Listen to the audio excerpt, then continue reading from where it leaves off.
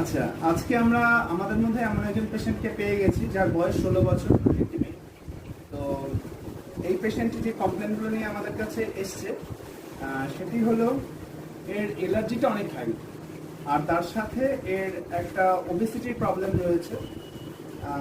এর এলার্জিতে কি প্রবলেম হয়? জেনারেলি এর এলার্জিতে একটা রাইনাইটিস প্রবলেম, অর্থাৎ নাকে ব্লকেজ, একটা নাক থেকে পাতলা জল পড়া, এই ধরনের সমস্যাগুলো দেখা দেয়।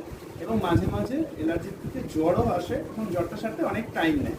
তো এটা আমরা আকুপাংচারের মাধ্যমে ট্রিটমেন্টটা করছি, আপনারা দেখতে পাচ্ছেন।